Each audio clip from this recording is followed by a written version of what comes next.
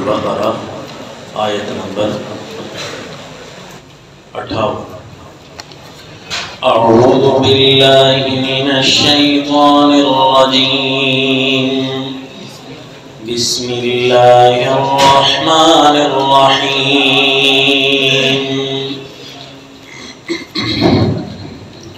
وَإِذْ قُلْنَا ادْخُلُوا هَٰذِهِ الْقَرْيَةَ فَكُلُوا مِنْهَا حَيْثُ شِئْتُمْ رَغَدًا وَادْخُلُوا الْبَابَ سُجَّدًا وَقُولُوا حِطَّةٌ نَغْفِرْ لَكُمْ خَطَايَاكُمْ وَسَنَزِيدُ الْمُحْسِنِينَ۔ وصلی اللہ علی النبی الکریم۔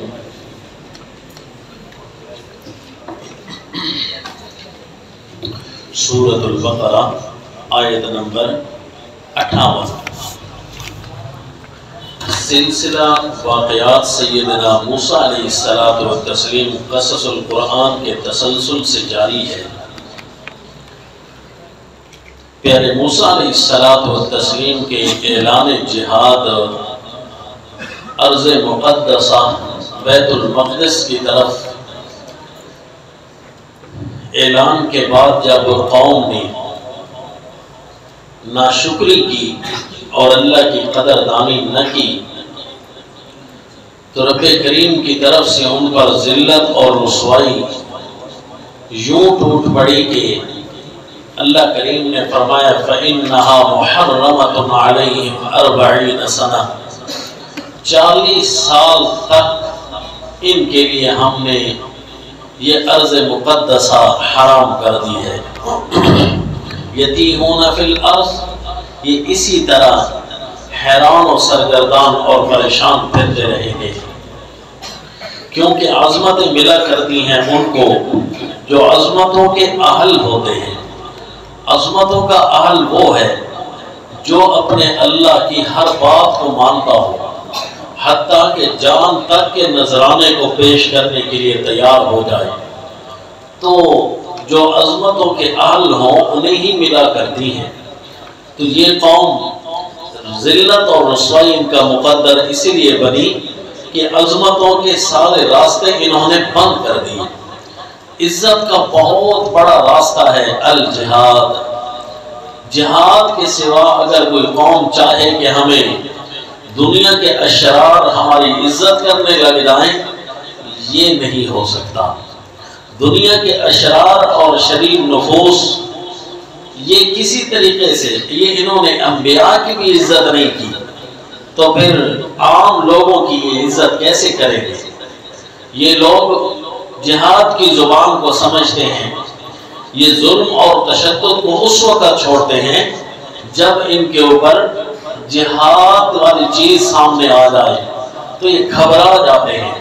ڈر جاتے ہیں۔ حتیٰ کہ رسول اللہ صلی اللہ علیہ وسلم نے فرمایا کفر اتنا لرزتا ہے جہاد کے نام سے، اتنا کانپتا ہے جہاد کے نام سے کہ مسیرت شہر، میں ابھی 1 مہینے کے فاصلے پر ہوتا ہوں کہ دشمن مجھ سے کانپنے لگ جاتا ہے کہ جہاد کے لیے آ رہے ہیں رسول اللہ صلی اللہ علیہ وسلم۔ تو پھر اسی وجہ سے قوم نے چونکہ خود ذلت اور رسوائی کو پسند کیا،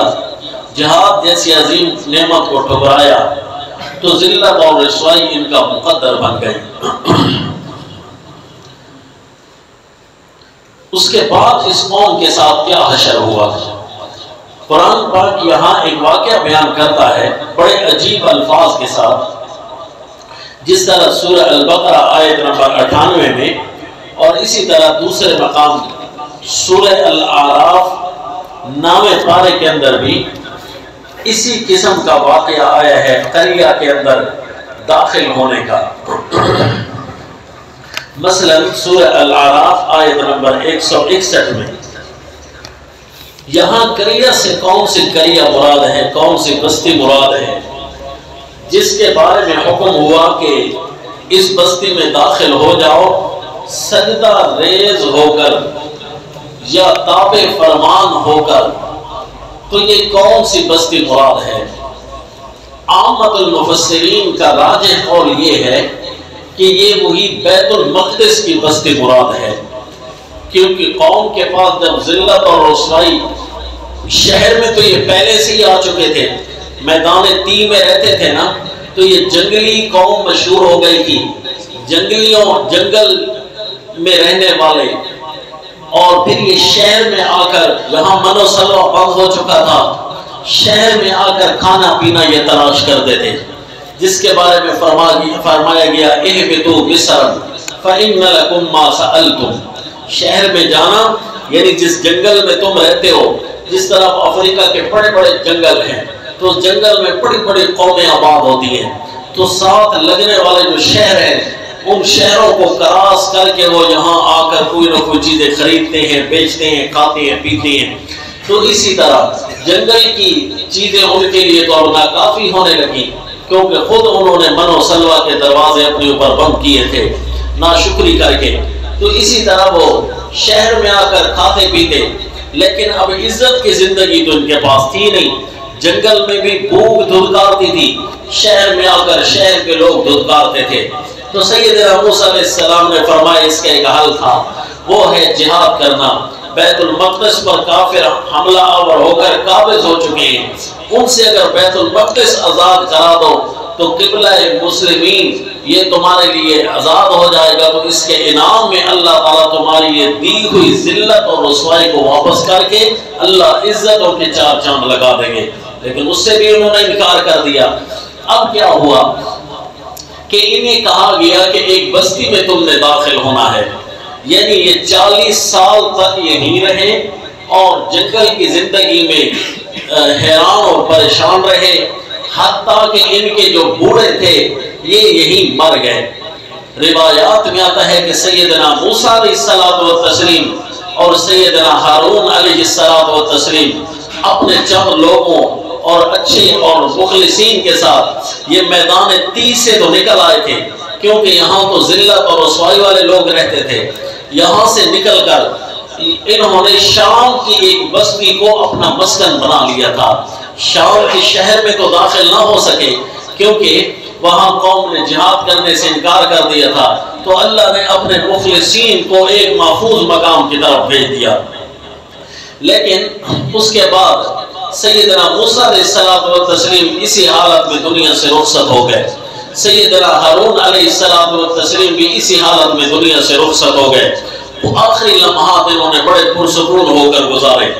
وہ قوم جو جنگل میں رہ گئی تھی، ذلت اور رسوائی جن کا مقدر بن گئی، ان کے بوڑھے بھی مرنے لگ گئے، وہ گستاخ، وہ جو جہاد کے منکرین میں سے تھے، وہ بھی اسی طرح آہستہ آہستہ مر گئے۔ پھر تبلیغ تو جاری رہتی تھی اللہ کے پیغمبر کی طرف سے، پھر آپ کے جو خلفاء ہیں، مثلا روایت میں نام ملتا ہے حضرت یوشع علیہ السلام وغیرہ کہ یہ آپ کے خلیفہ تھے، بعد میں اللہ نے انہیں نبوت سے بھی سرفراز کیا، واللہ علم۔ انبیاء تو بہت سارے آئے ہیں اس قوم کے اندر، تو انہوں نے نوجوان نسل کو تیار کیا کہ ہمارے بڑوں نے بہت غلطی کی تھی ایک نبی کی بات کو ٹھکرا کر، اب ہم اس ذلت اور رسوائی سے تب نکل سکتے ہیں، آزاد قوم تب بن سکتے ہیں جب بیت المقدس کا جہاد کریں گے۔ تو انہوں نے واقعی جہاد کیا اور اللہ تعالیٰ نے انہیں فتح نصیب فرمائی تھی، کیونکہ جہاد کے لیے فتح کی بشارت اللہ کے پیغمبر نے پہلے فرما دی تھی، پچھلے سبق میں ہم پڑھ چکے ہیں کہ فَإِذَا دَخَلْتُمُوهُ فَإِنَّكُمْ غَالِبُونَ، جیسے ہی تم بستی میں داخل ہوو گے کامیابی تمہارا مقدر بنے گی۔ اب یہ قوم والے سیدنا موسیٰ علیہ السلام کے جو مخلصین تھے انہوں نے جہاد کیا اور یہ قریہ میں داخل ہو گئے۔ اب جب جہاد کیا تو مخلصین کی چند جماعتوں نے، جس طرح یہاں مسلمانوں کے ہاں سینکڑوں جماعتیں چل رہی ہیں، سینکڑوں فرقے چل رہے ہیں، سارے اسلام کے نام لیوا ہے، اب کوئی مسلمانوں کی جو خاص جماعت ہو وہ اگر جہاد کرے تو اللہ تعالیٰ ان کے ملک والوں کو فتح دے دے، ان کی وجہ سے باقی فرقے بھی نام لینے لگ جائیں گے کہ ہم بھی مسلمان ہیں، لہذا یہ فتح ہمارا بھی مقدر بنتی ہے۔ تو یوں اچھے لوگوں کی فتح کی وجہ سے ان کے برے جو جانشین تھے ان کو بھی کچھ فائدہ تو نام کا ہو گیا کہ ہم بھی تمہارے جیسے لوگ ہیں۔ تو اللہ تعالیٰ نے فرمایا مجاہدین کو اس وقت کے نبی کی زبانی کہ یہ جو قوم والے ہیں نا، یہ جو چوری کے مجنو ہیں، یہ جو فریق میں داخل ہونا چاہتے ہیں، ان کو کہو کہ تمہارے واقعی جہاد بھی تم نے نہیں کیا، لیکن تمہارے بوڑھوں نے غلطی کی تھی، تم نے انکار بھی نہیں کیا۔ اگر تم بیت المقدس میں داخل ہونا چاہتے ہو، آزاد تو ہو گیا ہے، تو پھر ایسا کرو کہ سارے کے سارے لشکر جب میدان تیس سے نکلو نا، بیت المقدس میں داخل ہونا، تو وہاں پر بڑی عاجزی اور انکساری کے ساتھ داخل ہونا، اور وہاں جا کر عبادت بیت المقدس تمہارے سامنے ہوگا، قبلہ سیدنا سلیمان علیہ السلام کی تعمیر کردہ مسجد اقصی تمہارے سامنے ہوگی، وہاں جا کر نماز پڑھنا، وہاں جا کر تم نے یہ سجدہ سے مراد یہ ہے وَادْخُلُوا الْبَابَ سُجَّدًا کہ سجدہ کرتے ہوئے داخل ہونا، کیا مطلب؟ راج مفہوم کے طور پر وہاں مسجد اقصی ہوگی، وہاں جا کر تم نے سجدہ کرنا ہے، یعنی نماز پڑھنی ہے، نماز پڑھ کر اپنے گناہوں کی معافیاں مانگنی ہے۔ اے اللہ، اس قوم پر تیرے انعامات کی بارش ہوئی تھی، فرعون جیسی ظالم سلطنت سے تو نے ہمارے بڑوں کو نجات دی تھی، انہوں نے قدر نہ کی، اے اللہ ہم معافیاں مانگتے ہیں۔ ذلت اور رسوائی جو ہمارے شہروں میں دشمن کے خلاف ٹوٹی، اب مجاہدین کی برکات کی وجہ سے اب ہم شہر میں داخل ہو رہے ہیں، اللہ ہمارے گناہ معاف کرنا۔ یوں تابع فرمان ہو کر زندگی گزارو گے تو اللہ تعالیٰ تمہیں عزتوں سے سرفراز کریں گے۔ وَسَنَزِيدُ الْمُحْسِنِينَ جو نیکی میں پہلا نمبر لیں گے تو ہم ان کو اور زیادہ دیں گے۔ تم یہاں بیت المقدس میں داخل ہو جانا، یہ سارے وہ فریق والوں کو حکم ہو رہا تھا کہ سجدے کی حالت میں داخل ہونا۔ چلو مجاہدین نے تو جہاد کیا ہے، تم ساری قوم جہاد تو نہ کر سکی، لیکن ان کی تابع ہو کر تم بھی شہر میں داخل ہو جانا۔ تو یہ ہے کہ هذه القرية سے مراد بیت المقدس کی وہ بستی کہ جو ان کے بوڑھوں کے مر جانے کی وجہ سے یہ اب ان کا مقدر ہوئی ہے۔ چنانچہ یہ وہ واقعہ ہے قرآن پاک میں کہ ارض المقدس میں بات الذلت اور رسوائی جو بنی اسرائیل کا مقدر بنی تھی، من و سلوہ کے انکار کی وجہ سے، جہاد کے انکار کی وجہ سے جو ذلت اور رسوائی ان کا مقدر بنی 40 سال یا اس سے زیادہ، اب وہ ختم ہو رہی ہے۔ اب آؤ بیت المقدس میں داخل ہو جاؤ۔ ظاہر ہے بیت المقدس میں فاتحانہ انداز میں داخل ہو رہی ہو ایک قوم، 12 قبائل پر مشتمل ایک قوم، بنی اسرائیل 12 کے 12 قبیلے، آگے آگے مجاہدین جا رہے ہوں، ان کی فوج جا رہی ہو، یہ سارے کے سارے 12 قبیلے تقریباً 6 لاکھ کی آبادی پر مشتمل، یہ جب بیت المقدس میں جا کر سکون پذیر ہوں گے تو ایک عجیب روب ہوگا نہیں،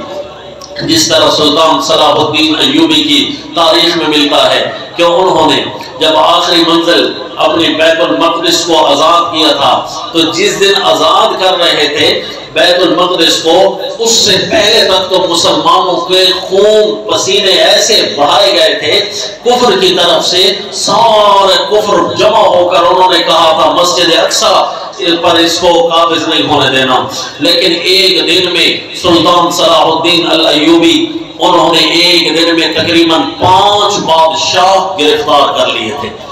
اور اللہ نے فتح دی تھی۔ جہاد میں فتح ہی ہوا کرتی ہے جو مخلص لوگ جہاد کیا کرتے ہیں، تو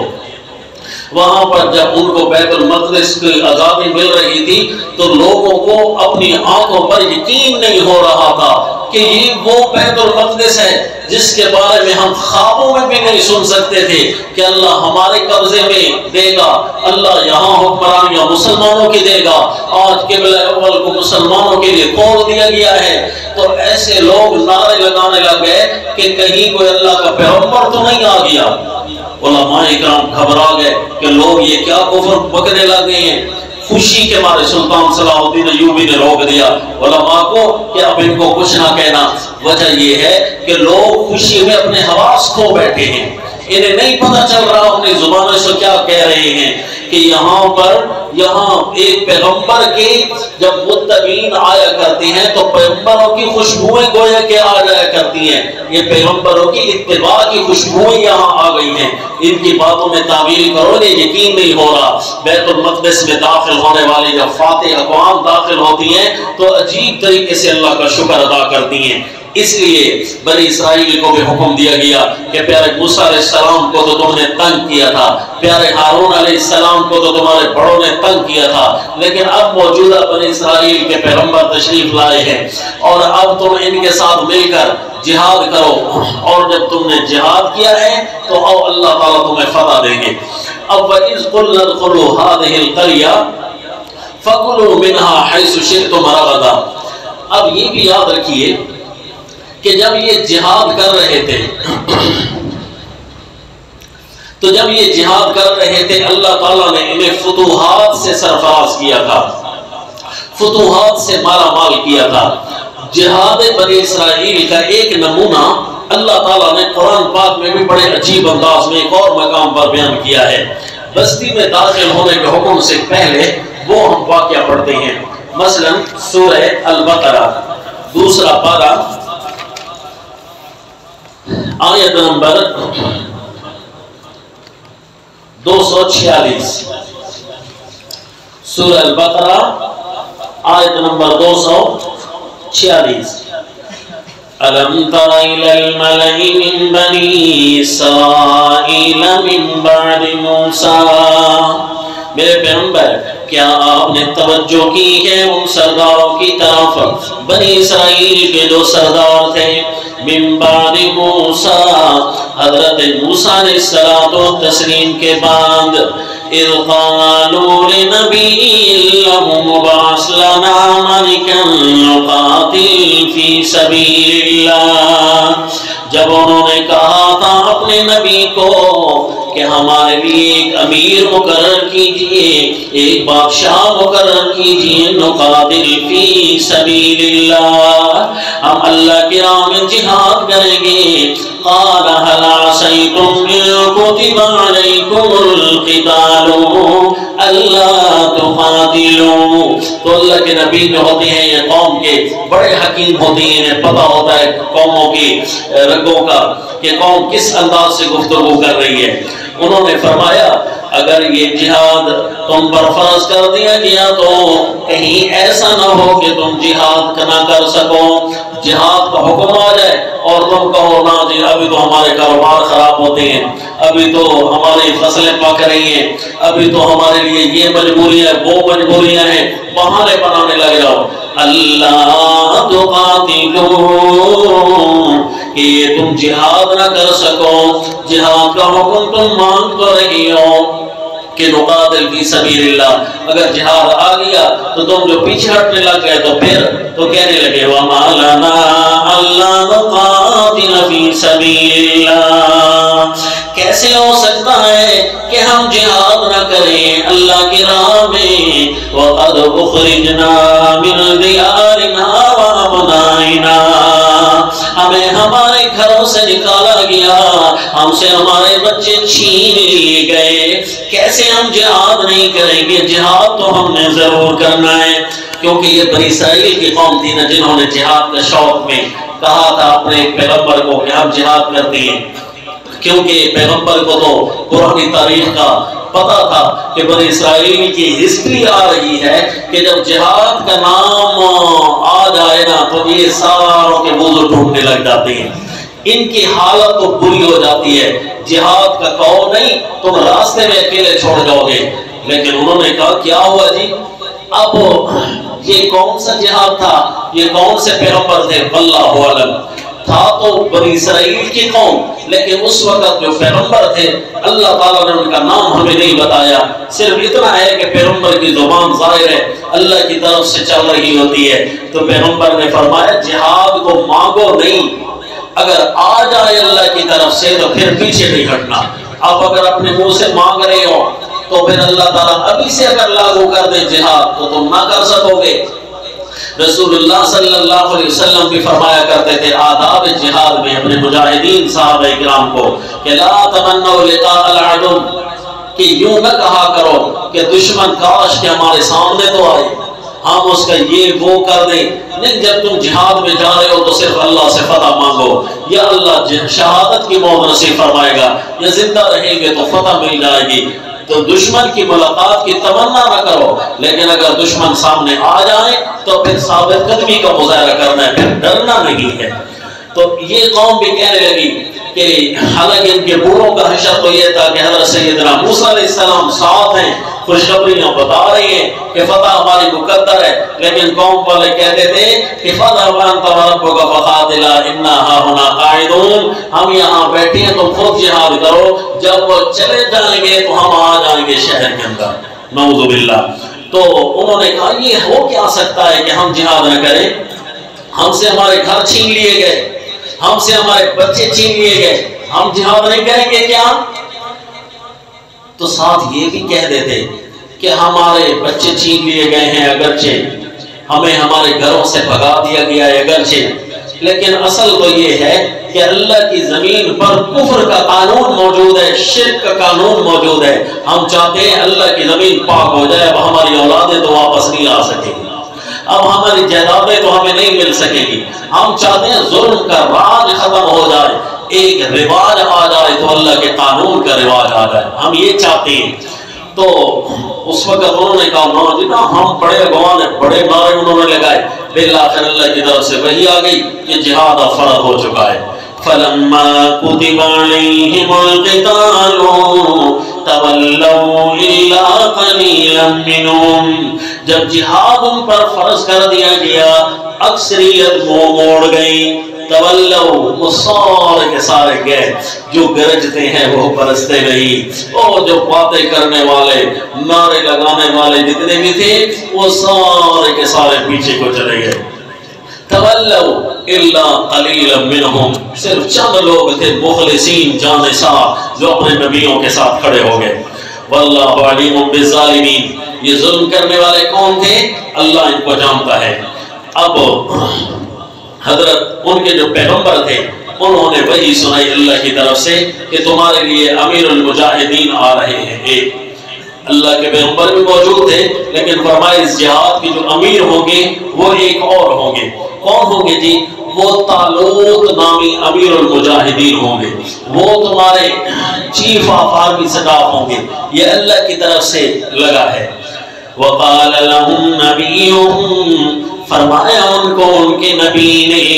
ان اللہ قد بعث لكم طالوت ملکا، فرمایا اللہ نے تمہارے لیے بھیجا ہے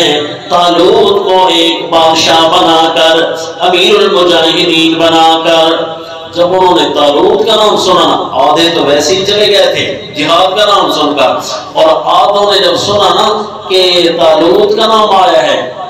یہ بندہ ہمارا امیر بن جائے، نا جنا ہم تو جہاد نہیں کرتے، چاہیے تو ان کو مانے تھے نا کہ کسی طریقے سے جہاد پر نہ آ سکیں، تو آئے جناب درمیان میں کیڑے نکال لیں کہ یہ اگر ہے نا ہمارا مجاہد کا امیر تو پھر ہم نہیں جہاد کرتے۔ بہت سارے ویسے ہی گئے، کہنے لگے قالوا انا یکون له الملک علینا،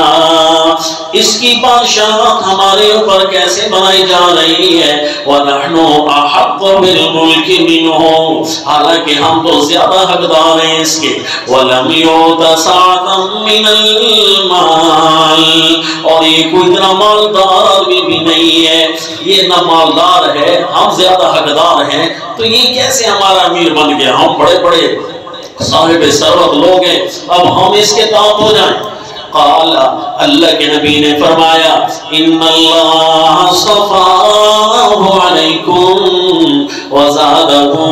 بسطا فی العلم والجسم۔ آپ سوچتے ہوں گے کہ یہ تو پیغمبر کی اولاد ہیں،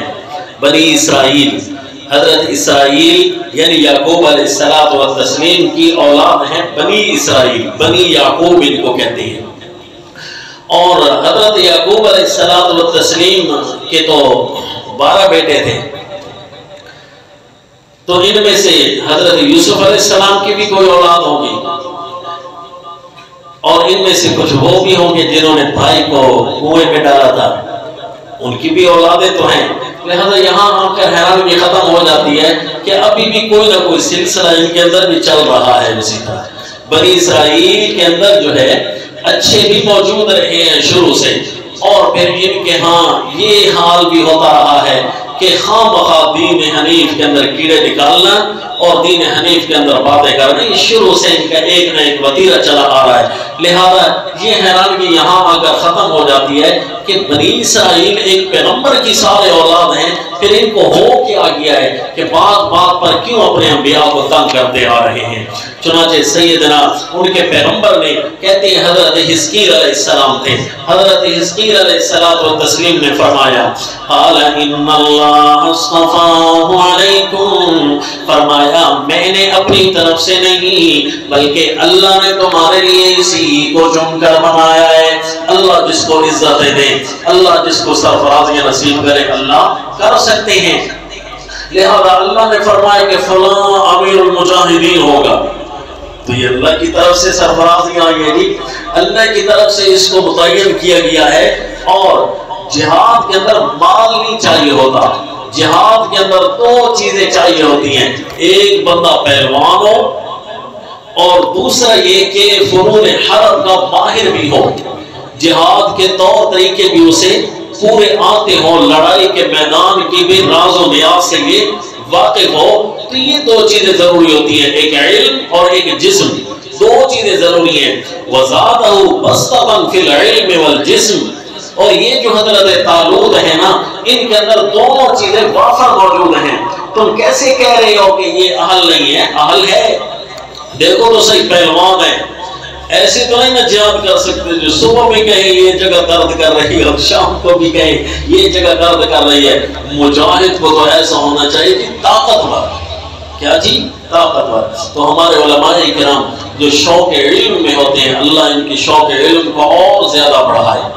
تو شوق علم کے ساتھ ساتھ ہمارے اساتذہ اکرام فرماتے ہیں کہ ایک چیز ہم سارے بھول جاتے ہیں، شوق علم زیادہ ہو جاتی ہے نا، کبھی اس چیز کا شوق، کبھی اس علم کا شوق، کبھی قرآن کا شوق، کبھی حدیث کا شوق، اچھی چیز ہے، لیکن اس کے ساتھ ساتھ جسمانی ٹریننگ اور ورزش کو بھی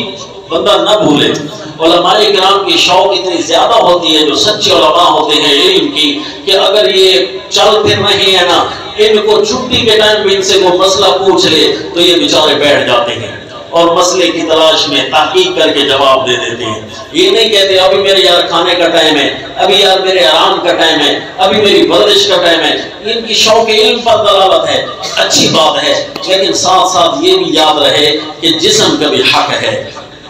بے شک آپ کے اوپر کوئی بنڈل پیش کر بھی دے تو ان سے معذرت بھی کر سکتے ہیں کہ آپ کا سوال بھی میرے اوپر حق ہے، آپ کا بھی حق ہے کہ آپ کو میں نے جواب دینا ہے یا مسئلہ سمجھانا ہے، میرے جسم کا بھی میرے اوپر حق ہے۔ کل یہ مجھے اللہ کی عدالت میں نہ پکڑا دے کہ اللہ پڑھتا تو رہا ہے لیکن یہ جہاد کے قابل نہیں تھا، بیٹھا رہا ہے، بیٹھے رہنے سے پھر اس کی تکلیفیں بڑھ گئی۔ تو اس لیے جو رسول اللہ صلی اللہ علیہ وسلم ورزش بھی کیا کرتے تھے، سارے کہہ دیجئے صلی اللہ علیہ وسلم، اور وہ ورزش پتہ ہے جی یومیہ بنیادوں پر ہوتی تھی، عوالی تک چلا کرتے تھے۔ یہ صبح کی سیر مشہور ہے نا، یہ آپ طب اسلامی میں پڑھ لیں یا ماہر ڈاکٹروں سے پوچھ لیں، یہ صبح کی سیر بڑی سائیڈ ایفیکٹ دیتی ہے، یہ صبح کی سیر کرنا سنت سے ثابت نہیں ہے۔ اور ایک نشانی میں اپنے دوستوں کو بتاتا رہتا ہوں کہ صبح کی سیر کی جو عادت اپنا لے، جس کو 15 یا 20 سال ہو جائے، اس کے جیب میں دیکھیے گا ضرور دل والی گولیاں ہوں گی یا بلڈ پریشر والی گولیاں ہوں گی۔ کیوں جی؟ صبح کی سیر کرنے والے کو تو بلڈ پریشر نہیں ہونا چاہیے، اگر سیر اچھی چیز تھی تو اسے دل کا بیمار تو نہیں ہونا چاہیے۔ البتہ بعض ایسے کفار ڈاکٹروں کی طرف سے یہ بات مسلط کی گئی ہے، دو باتیں مجاہدین اسلام پر مسلط کی گئی تھی کفر کی طرف سے۔ ایک جناب صبح نہار میں پانی پینا، حالانکہ حضرت تھانوی رحمہ اللہ نے بہشتی زیور میں لکھا ہے بھئی صبح نہار میں پانی آپ کو کس نے کہا ہے؟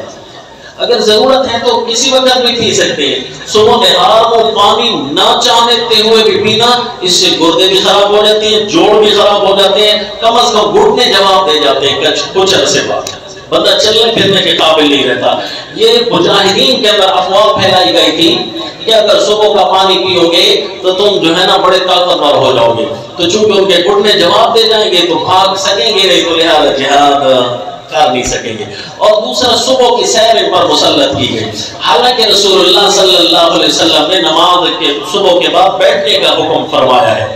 کہ اشراق تک جو بیٹھا رہے گا تو اور اس کے بعد اشراق پڑے گا تو اس کے لیے یہ ثواب ہے، یہ ثواب۔ اگر صبح کی سیر ہوتی تو اللہ کے نبی فرماتے ہیں پہلے نماز کے بعد صبح کی سیر کریں اور اس کے بعد جا کر اشراق پڑھیں۔ اشراق تک ہمیں بیٹھنے کا حکم ہے، اور یہ بھی ٹھیک ہے کہ جب آپ کا جسم تازہ تازہ ہوتا ہے تو اس وقت اگر آپ سارے وٹامن اس کے خرچ کر ڈالیں صبح کی سیر پر تو باقی سارے دن بھی یہ مشین چلنی ہے، باقی سارا دن کس پر چلے گی؟ پیٹرول تو صبح صبح خالی ہوگی ہے، تو باقی بھی گاڑی تو چلنی ہے نا سارا دن، تو سارا دن یہ بیچارے اپنے ایکسٹرا انرجی کو یوز کرتے رہے گی اور یوں ہمارا جسم ڈیڈ ہو جائے گا۔ اب سیر کس وقت کرنی ہے؟ مجاہد اگر بننا ہے سیر کرنی ہے عصر کی نماز کے بعد۔ رسول اللہ صلی اللہ علیہ وسلم عصر کی نماز پڑھ کر عوالی مدینہ تک جاتے تھے۔ عوالی کتنا تھا؟ 1 کلومیٹر سے لے کر 8 کلومیٹر تک عوالی مدینہ ہے۔ گویا اللہ کے نبی تقریباً زیادہ سے زیادہ 8 کلومیٹر اور کم سے کم 1 کلومیٹر چلا کرتے تھے عصر کی نماز کے بعد، اور اتنا تیزی سے چلنے کا طریقہ یہ تھا کہ تیزی سے قدم رکھتے، بھاگنا بھی ثابت نہیں بلکہ چلنا ثابت ہے تیز قدموں کے ساتھ۔ اس سے پوری انرجی جسم کی جو ہے بحال ہو رہی ہوتی ہے، سورج غروب ہو رہا ہوتا ہے اور جسم بیٹھنے کے قریب ہوتا ہے، کوئی ایکسٹرا چیزیں موجود ہوتی ہیں تو وہ سارے جسم کو برابر کر دیا کرتی ہیں۔ یہ اصل میں سنت طریقہ ہے، اور آپ آزما کر دیکھ لیں۔ ایک دن عصر کو آپ چلیں 1.25 گھنٹہ اور اس کے بعد دوسرے دن آپ اپنے اندر انرجی محسوس کریں گے۔ ایک دن شاید ہو سکتا ہے بی پی لو ہو رات کو، کیونکہ ہمارا جسم نیا نیا ہو رہا ہے، 2 3 4 دن کے بعد ہم دیکھیں گے کہ ہم دوسرے دن بڑا اپنے آپ کو ایکٹیو محسوس کرتے ہیں۔ کوئی سمجھتا ہے بندہ پوچھتے کھا کر آیا ہے، حالانکہ کھا کر کچھ نہیں آیا ہوگا، بلکہ اس کو جو عصر کے وقت جو چلا ہے اس کی ایکسٹرا ایسا سٹیمنا اس کے اندر پیدا ہو گیا ہے کہ دوسرے دن اپنے آپ کو بڑا ایکٹیو محسوس کرے گا۔ اور اگر آپ یہی عصر کی سیر کرتے کرتے تھک جائیں یا کہیں بیٹھ گئے یا کوئی مہمان آ گئے وغیرہ، تو جس طرح کے علماء کرام کے اکثر مہمان مغرب عصر کو ہی آیا کرتے ہیں، کیونکہ پتہ ہوتا ہے کہ عصر کے وقت چھٹی ہوتی ہے، لہذا ان کے مہمان آ جاتے ہیں۔ اپنے مہمانوں کو ضرور آپ ٹائم دیں، لیکن ان کو کوئی اور ٹائم دے دیں۔ یہ عصر کا ٹائم جو ہے یہ آپ ورزش پر لگائیں۔ اگر آپ نے عصر کی سیر چھوڑ کر ایک دن کے لیے مغرب کی سیر کر لیں، یعنی 1.25 گھنٹہ عصر کے بجائے آپ 2 گھنٹے مغرب کو چل جائیں، یقین جانے آپ اپنے جسم کے اندر وہ طاقت نہیں محسوس کریں گے جو عصر کے وقت چلنے کی تھی، کیونکہ میرے نبی صلی اللہ علیہ وسلم فطرت کے نبی ہے، لہذا اللہ کے نبی جس وقت میں چلے ہیں وہی بڑا فائدہ مند ہے۔ لہذا صبح کی سیر کو ختم کیجئے اور عصر کے وقت کی سیر کو معمول بنا لیجئے۔ زادہ بسطۃ فی العلم والجسم، جسم میں اور علم میں بڑا طاقتور ہونا چاہیے۔ جو بندہ علم میں اور جسم میں طاقتور ہو تو شیخ الحدیث بھی ہو، مفسر بھی ہو اور امیر المجاہدین بھی ہو تو کیا بات ہے، تو پھر وہ زمین پر چلے گا۔ ایک بندہ جہاد کر رہا ہے، قرآن کا بھی عالم ہے، حدیث کا بھی عالم ہے، اللہ کی باتیں بھی ساری سمجھے ہوئے ہے، اس کے باوجود اللہ کی راہ میں اپنے جان کا نذرانہ بھی پیش کر رہا ہے، تو اس کا مطلب ہے اس سے تو بڑا کوئی ہے، بہت ہی اچھا آدمی ہے۔ تو اس لیے فرمائے زادہ بسطۃ فی العلم والجسم، جسم کے اندر بے شک آپ پورے کے پورے بستے بن جائیں، بسطۃ فی العلم والجسم، علم کے اندر بھی بے شک آپ بستہ ہوں اور جسم کے اندر بھی پورا کا پورا طاقتور ہونا چاہیے، بسطۃ فی العلم والجسم۔ اس کے بعد اس جہاد کا کیا بنا انشاءاللہ باقی جاری ہے آئندہ درس میں۔ وما علینا الا البلاغ۔